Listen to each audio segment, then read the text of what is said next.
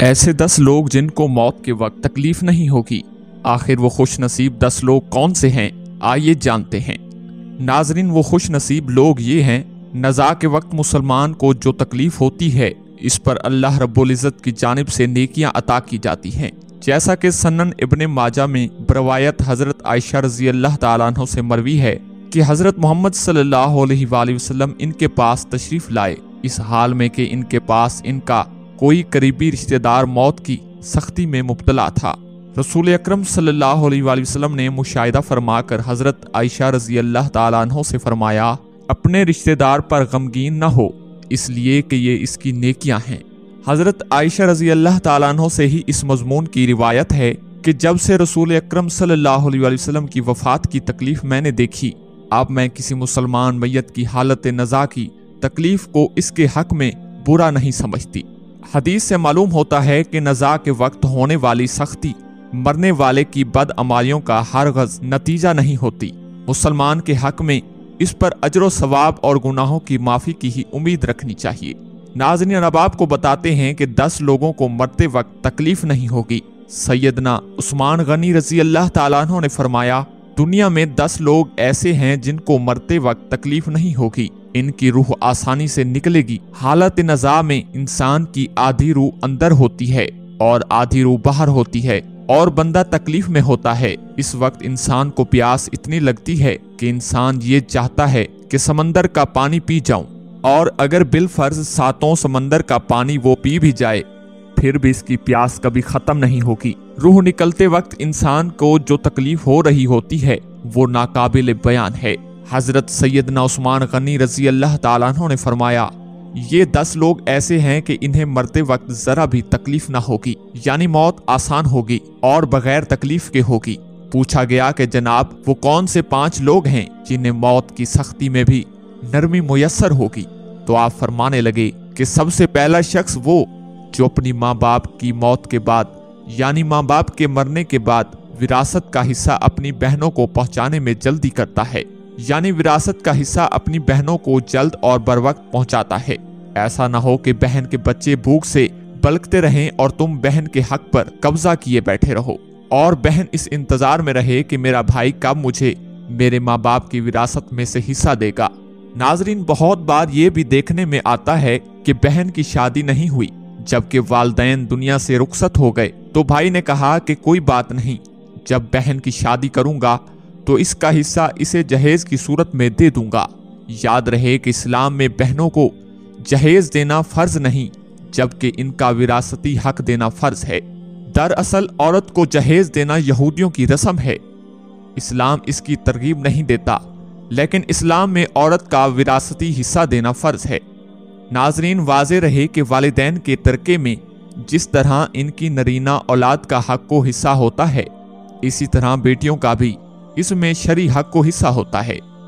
والدین کے انتقال کے بعد ان کے ترکہ پر بیٹوں کا خود تنہا قبضہ کر لینا اور بہنوں کو ان کے شرعی حصے سے محروم ناجائز اور سخت گناہ ہے۔ بھائیوں پر لازم ہے کہ بہنوں کو ان کا حق و حصہ اس دنیا میں دے دیں، ورنہ آخرت میں دینا پڑے گا، اور آخرت میں دینا آسان نہیں ہوگا۔ حدیث مبارکہ میں اس پر بڑی وعید آئی ہے۔ حضرت سعد بن زید رضی اللہ تعالیٰ عنہ فرماتے ہیں کہ حضرت محمد صلی اللہ علیہ وآلہ وسلم نے فرمایا، جو شخص کسی کی بالشت بھر زمین بھی ازراہ ظلم لے گا، قیامت کے دن 7 زمینوں میں سے اتنی ہی زمین اس کے گلے میں توق کے طور پر ڈالی جائے گی۔ ایک اور حدیث مبارکہ میں ہے، حضرت انس رضی اللہ تعالیٰ عنہ فرماتے ہیں کہ حضرت محمد صلی اللہ علیہ وآلہ وسلم نے فرمایا، جو شخص اپنے وارث کی میراث کاٹے گا، یعنی اس کا حصہ نہیں دے گا، تو اللہ تبارک و تعالیٰ قیامت کے دن اس کی جنت کی میراث کاٹ لے گا۔ یاد رہے کہ جہیز کی رسم اسلام کی رسم نہیں بلکہ یہودیوں کی رسم ہے، اور اس کا سب سے بڑا نقصان ہے کہ جس طرح یہودیوں کی عورت کو بغیر جہیز کے کوئی شخص قبول نہیں کرتا تھا، اسی طرح آج اسلام میں بھی عورتوں کی شادیوں میں سب سے زیادہ بڑی رکاوٹ جہیز ہے۔ غریب آدمی کی بیٹی بیٹھی بیٹھی بوڑھی ہو گئی کہ جہیز کا کوئی بندوبست نہ ہو سکا۔ اسی طرح اگر کوئی شخص یہ کہے کہ میں بہن کا وراثتی حصہ تو نہیں دے سکتا، البتہ جب اس کی شادی کا وقت ہوگا تو جہیز دے دوں گا، لہٰذا فرمایا گیا کہ بہنوں کو بر وقت حصہ دینے والے کی روح موت کے وقت بڑی آسانی سے نکلتی ہے۔ ناظرین، بہن کا حق کھانا ایسا ہے جیسے خنزیر کا گوشت کھانا۔ اب بات کرتے ہیں یتیم کی کفالت کرنے والا۔ ایسا شخص جو یتیم بچوں کی اچھی طرح تعلیم و تربیت کرے گا، اس کو بھی موت کے وقت تکلیف نہ ہوگی۔ حضرت عبداللہ بن عباس رضی اللہ تعالیٰ عنہ سے روایت ہے، امام الانبیاء صلی اللہ علیہ وسلم نے ارشاد فرمایا، جس نے مسلمانوں کے کسی یتیم بچے کے کھانے پینے کی ذمہ داری لی، اللہ تعالیٰ اسے جنت میں داخل فرمائے گا۔ رسول اکرم صلی اللہ علیہ وسلم نے یتیم کی کفایت کرنے کو جنت میں اپنے ساتھ ہونے کی بشارت سے نوازا ہے کہ وہ جنت میں آپ صلی اللہ علیہ وسلم کے ساتھ ہوگا۔ حضرت سہل بن سعد بیان کرتے ہیں کہ رسول اکرم صلی اللہ علیہ وسلم نے فرمایا، میں اور یتیم کی کفالت کرنے والا جنت میں اس طرح ہوں گے، اور آپ صلی اللہ علیہ وسلم نے اپنے انگشت شہادت اور درمیانی انگلی کے درمیان تھوڑا سا فاصلہ کر کے اشارہ کیا۔ ناظرین، تیسرے نمبر پر بات کرتے ہیں کثرت سے صدقہ کرنے والا شخص، یعنی ایسا شخص جو اللہ اور رسول اکرم صلی اللہ علیہ وسلم کی رضا کے لیے اپنے مال و دولت میں سے یوں صدقہ کرتا ہے کہ جب وہ اپنے ایک ہاتھ سے کسی کو دیتا ہے تو دوسرے ہاتھ کو پتہ بھی نہ چلے، یعنی دوسرا انسان وہ ہے جو کثرت سے صدقہ کرے گا تو اس کی موت کے وقت اس کی روح آسانی سے نکلے گی اور جان کنی کا عمل اس کے لیے تکلیف دہ نہ ہوگا۔ ناظرین، چوتھے نمبر پر بات کرتے ہیں نرم دل والا شخص، یعنی وہ لوگ جو دوسروں کی غلطیوں کو بھی بھلا کر انہیں معاف کرنے والے ہیں۔ ایسے شخص کو موت میں سختی محسوس نہ ہوگی، کیونکہ اس نے دنیا میں لوگوں کے ساتھ نرمی اختیار کی تھی اور اس کے ساتھ بھی نرمی کا معاملہ ہوگا۔ حضرت ابو ہریرہ رضی اللہ تعالیٰ عنہ سے روایت ہے کہ حضرت محمد صلی اللہ علیہ وسلم نے فرمایا، جنت میں ایسے لوگ داخل ہوں گے جن کے دل چڑیوں جیسے ہوں گے، یعنی چڑیوں کی طرح ان کے دل نرم ہوں گے۔ ناظرین، اب بات کرتے ہیں ایسا انسان جو اپنی فیملی سے اچھا سلوک کرنے والا ہے، یعنی اپنے ماں باپ، بیوی، بچوں اور بہن بھائیوں سے نرم دلی کا رویہ رکھنے والا ہے، اپنے بیوی بچوں سے پیار کرنے والا ہے، حلال کا لقمہ کما کر اپنی بیوی بچوں کی کفالت کرنے والا ہے۔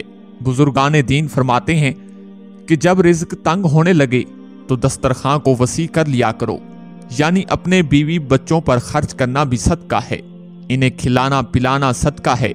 لہٰذا ایسا شخص جو اپنی فیملی پر خرچ کرتا ہو اور ان سے حسن و سلوک کرتا ہو تو جب وہ دنیا سے رخصت ہوگا تو اس کی روح نکلنے میں آسانی ہوگی اور اسے کوئی تکلیف نہ ہوگی۔ ناظرین، چھٹے نمبر پر بات کرتے ہیں حضرت عثمان غنی رضی اللہ تعالیٰ عنہ نے فرمایا، جو شخص یہ سوچ کر نماز ادا کرتا ہے کہ جو نماز وہ ادا کر رہا ہے وہ میرے نبی صلی اللہ علیہ وسلم کی آنکھوں کی ٹھنڈک ہے، نماز دین کا ستون ہے، نماز مومن کی معراج ہے، اسلام و کفر میں تفریق ہے، تو 5 وقت کا نمازی موت کے وقت کسی قسم کی سختی میں مبتلا نہ ہوگا۔ ناظرین، اب بات کرتے ہیں 7ویں نمبر پر، جو شخص خود سیکھے اور دوسروں کو سکھائے، یعنی وہ شخص جو خود بھی قرآن پاک پڑھتا ہو اور دوسروں کو بھی قرآن سکھاتا ہو۔ اور پھر فرمایا کہ راتوں کی تنہائیوں میں اٹھ اٹھ کر قرآن پڑھا کرو اور قرآن پڑھتے وقت رویا کرو۔ فرمایا کہ اگر رونا نہ بھی آئے تو رونے کی کوشش کر لیا کرو۔ حضرت علی حجویری گنج بخش رحمت اللہ علیہ سے کسی نے پوچھا کہ حضرت، اگر رونے کی کوشش بھی کریں اور پھر بھی رونا نہ آئے تو کیا کریں؟ تو فرمایا کہ پھر اپنے مقدر پر رویا کرو۔ کیا تم اتنے سنگ دل ہو گئے ہو کہ تمہاری آنکھیں آنسو نہیں بہاتی؟ ناظرین، اب بات کرتے ہیں نمبر 8 پر، بیٹیوں کی پرورش کرنے والا۔ جس شخص کی 2 سے زیادہ بیٹیاں ہوں اور ان کی خوش دلی سے پرورش کرے، ان کی اچھی تعلیم و تربیت کرے اور پھر جوان ہونے پر ان کی اچھی جگہ شادی کرے تو اس کو موت کے وقت تکلیف نہ ہوگی اور وہ جنت میں داخل ہوگا۔ حضرت انس بن مالک رضی اللہ تعالیٰ عنہ کہتے ہیں کہ حضرت محمد صلی اللہ علیہ وسلم نے فرمایا، جس نے 2 لڑکیوں کو ان کے جوان ہونے تک پالا پوسا، قیامت کے دن میں اور وہ اس طرح آئیں گے، اور آپ صلی اللہ علیہ وسلم نے انگلیوں کو آپس میں ملایا۔ ناظرین، اب 9ویں نمبر پر بات کرتے ہیں راتوں کو قیام کرنے والا۔ راتوں کو قیام کرنے والے کو بھی موت کے وقت تکلیف محسوس نہ ہوگی۔ اور آخر میں وضو کے بعد 2 رکعت نفل باقاعدگی سے ادا کرنے والے کی روح بھی آسانی سے نکلے گی اور اسے کسی قسم کی تکلیف نہ ہوگی۔ ناظرین، اللہ پاک سے دعا ہے کہ ہم سب مسلمانوں کی موت کے وقت کی سختیوں کو دور فرما کر ہمارا خاتمہ ایمان پر نصیب فرمائے، آمین ثم آمین۔ ناظرین میری اس ویڈیو کو لائک، کمنٹ اور شیئر ضرور کیجیے۔ جزاک اللہ۔